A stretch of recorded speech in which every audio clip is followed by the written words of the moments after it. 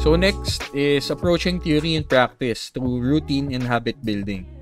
So building a trading routine na nag-revolve sa practical application on the trading system na kinreate mo based on theoretical knowledge base, no? So ini-imply ko lang na mag-create ka ng trading routine based on your trading system, no? Na binase mo sa current theoretical knowledge base mo.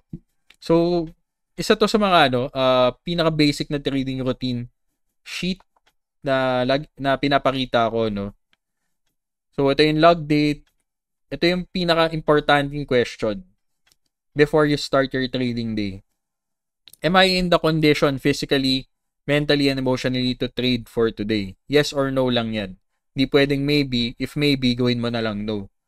So, very important na physically available ka, mentally available, and emotionally available ka to trade, lalo na if you're day trading or swing trading crypto, no, or the US markets. So, kailangan aware ka sa, and kailangan present ka in these three aspects. So, yan, yung trading routine checklist, meron yung time block, and then, checkan mo lang yan if nagawa mo na yan. So, in this case, pinakaunang task na need mong gawin is to check the market breadth or market bias. So let's say ang method mo is through looking at the crypto 20 or Bitcoin, Ethereum para ma-check mo yung market bias, no. If current bias is bearish, then next na pwede mong gawin is to scan for pairs with setups to trade directly with the market bias. So, meron yung time blocks. Yung 1500, military time lang yan. 3 p.m. to 3 p.m. to 3:15 p.m. So, next is around 3:15 to 3:45. Ito na yung ginagawa mo. Nag-scan ka na. By 3:45 to 4 p.m., dapat makapag-set ka na ng stop orders or limit orders for your top 3 pairs with setups. Tapos maglalagay ka lang ng certain amount of risk per setup, 'di ba? 0.5 war each. So yan yung parang generic na trading routine. Yan very important na meron kang setup na tine-trade, no. Hindi porket na nakita mo lang yung pair na maganda, mag-enter ka na, 'di ba? So yun. Pagpatak ng alas 4, mag-open na rin yung market, London session, magkakaroon ng liquidity yung market. So, maaaring ma-trigger na yung positions mo. So, around that time, 4 to 6 p.m. or even 4 to 12 midnight, ma-manage mo yung position mo and then yung mga open risk mo. So, every after trading session, dapat meron kang score out of 5, no? Ito yung execution score, ito yung emotional rating mo. So, yung 5, ibig sabihin parang balance ka, hindi ka masyadong nangarag or whatever. So, ano yan, medyo subjective lang, no? Yung score mo dito, it's how you performed in this task points. So, kunyari, 4 out of 4, nagawa mo ng maayos, pwedeng 5 over 5 yung i-score mo sa sarili mo. So, parang ganun. So, pwede nyo yan i-edit or gumawa kayo ng sarili nyong trading routine checklist. So, next is yung milestone sheet as a way to gauge your theory and practice, no? So, this serves as goals to help you build action points to achieve these milestones. So, parang ilagay nyo lang sa isang Google Sheet yung mga milestones na pwede mong ma-achieve, no? So, for example, incurred less than 1 war loss in a losing day. So, pag na-achieve mo yan, checkan mo, that's a win. Gain 2% portfolio gain in a day. So, let's say, 1K USD yung portfolio mo, nag-gain ka ng $200. So, okay na rin yun, di ba? Ay, nag-gain ka ng $40, parang gano'n. So, ano na yan? Checkan mo na yan. That's a win. So, parang meron kang task list or goal list, no, na nilalagay na pwede mong gawin as a roadmap, 'di ba? Or as a guide, 'di ba? So, yun. On the other hand, pwede ka rin mag-create ng trading demon tracking sheet. So, these are for the purpose na matrack mo kung ano ba dapat yung hindi mo ginagawa theoretically and in actual practice. So, ito yung mga bagay na hindi mo dapat ginagawa. Dapat tinatrack mo din yan. If one trading demon is checked, i-punish mo yung sarili mo by not trading the next day. Or pwedeng any kind of punishment, tipong mag-jogging ka 1 hour, maglakad ka 1 hour, or magbuhat ka ng something for 30 minutes, ganyan. So, parang kailangan merong punishment bawat pagkakamali. Kasi, tao lang tayo, nanggaling lang din tayo sa unggoy, hindi talaga tayo natututo if walang punishment. If walang self-punishment. Parang yun lang yung sa akin Depende yun sa'yo if trip nyo yun. Pero yun yung trip ko. And yun yung nag-work din sa akin. So, every wrong move, kailangan may punishment. Ayun, important thing to do is evaluate why you did it and ano yung nag-motivate sa'yo na gawin yun. Then, create action points na makapag-prevent sa'yo in experiencing that in experiencing that event again. So, let's say, nag-revenge trade ka. Yan. Or, hindi ka sumunod sa trade plan mo. Inusog mo yung stop loss mo. Inusog mo yung take profit target. Inusog mo yung take profit point mo. Or whatever. Checkan mo yan. Ilagay mo yung screenshot, link of proof, or parang log. 'Di ba? Para lang maalala mo, 'di ba? Or may link ka para maalala mo. So, ngayon, ang gagawin mo niyan is don't trade the next day as a punishment or do any kind of punishment. Then, i-enumerate mo, mag-evaluate ka, bakit nangyari yun. So, kunyari, nag-revenge trade ka kasi nagkaroon ka ng 2 VAR loss in that losing day. So, alam mo na nag-revenge trade ka kapag mas madami kang mas madami kang na-experience na losses. Parang kumbaga gusto mong bumawi, 'di ba? Ngayon, ang next mong gawin, if napansin mong 2 VAR loss ka na, pwede mong gawin, patayin mo kagad, i-shutdown mo kagad yung PC mo. Mag-logout ka sa lahat ng broker accounts mo, sa Binance mo or whatever. Parang kailangan meron kang trigger or kailangan may action point ka talaga na need gawin para ma-prevent mo yan. So, yun. Parang ganun lang yung approach na yun. So, yan. Meron tayong milestone sheet. Meron tayong trading demon tracking sheet. So, bridging the gap na yung ginagawa natin.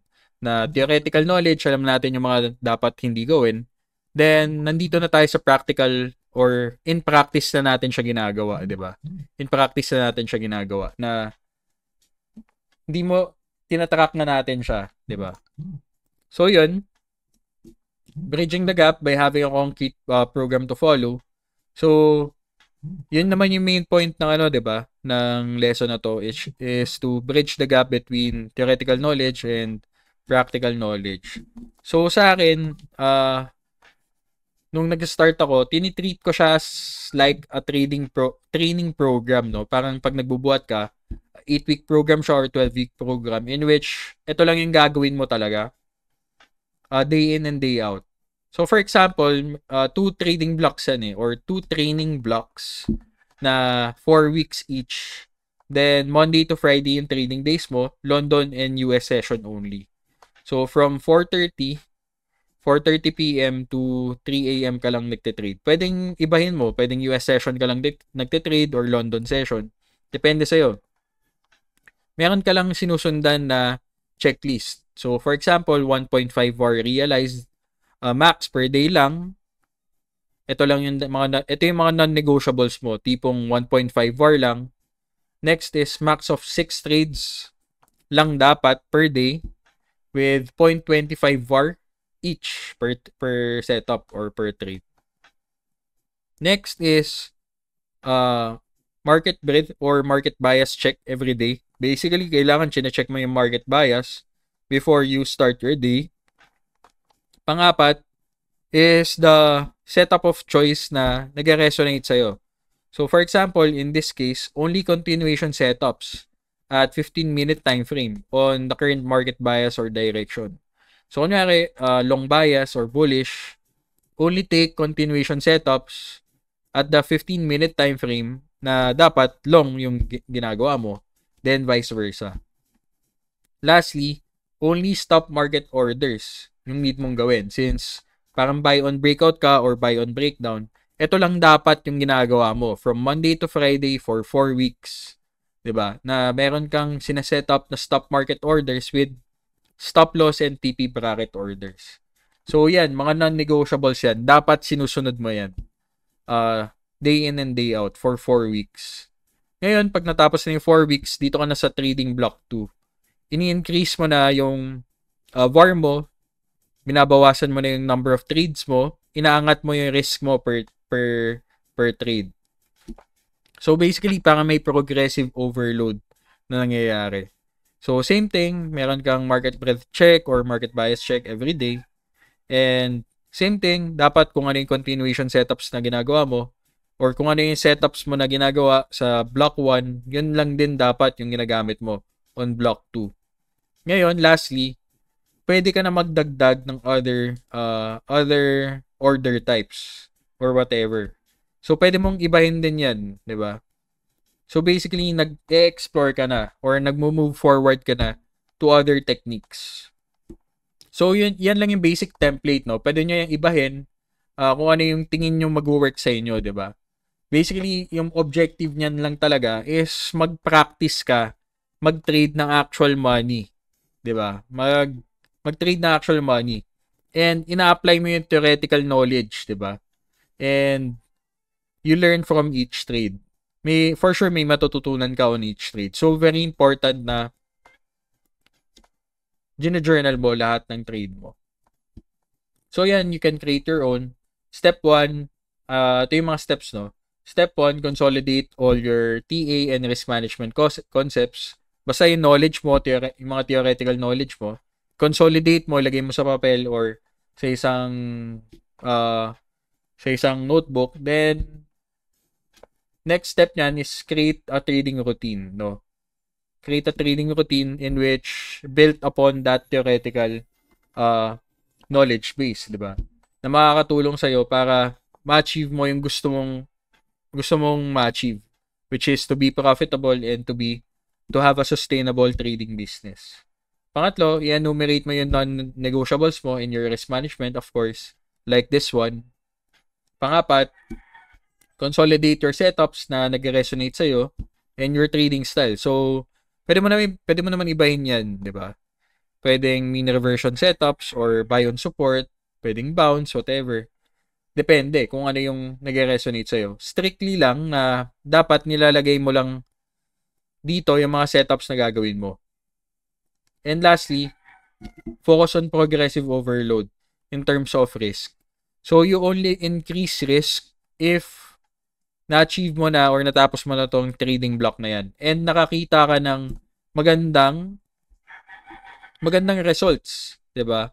Na naging profitable ka or na-manage mo talaga na yung risk, na-manage mo talaga na maayos yung risk mo and whatnot. So, yun yung pwede, doon ka na pwede mag-increase ng risk if nakuha mo na yung momentum mo. So, ganun. Pwedeng gawin mong 12 weeks yan, then 3 trading blocks or training blocks, tigpo 4 weeks each.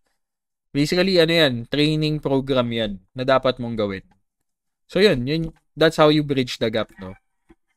That's how you bridge the gap. So, in closing, gusto ko lang sabihin, put in the work, no? So, lagi din sinasabi ni Tomo yan, put in the work or whatever. So, trading is not all academical. This is a performance sport. Hindi porket na mas madami kang alam theoretically, mas magaling ka mag-technical analysis, madami kang alam in risk management, alam mo yung Kelly criterion or whatever, meron ka pang kung ano-ano. Pero if hindi mo siya pinapractice and hindi mo alam paano i-apply yung mga bagay na yun, walang kwenta, 'di ba? This is a performance sport. So, ito yung parang picture na lagi kong nilalagay if in relation to practicing and visualizing everything and applying all your theoretical and practical knowledge. So, si Conor McGregor, nagpapractice siya sa sa room niya, pinapractice niya yung punch niya kay Aldo. Then, wala pang isang minuto, no, na pa-knockout niya na. Kasi na-visualize niya na, pinapractice niya na, yung, ano niya, yung, yung alas niya, di ba? So, yun yung importante. Pinapractice mo yung need mong gawin. So, yun. That ends my learning session. I hope may natutunan kayo. If may tanong kayo, please put it in the comment section. If may concerns kayo or direct questions, pwede nyo ako i-PM. Pwede nyo i-PM yung CS team namin or customer service team. So, yun. Ingat kayo and God bless.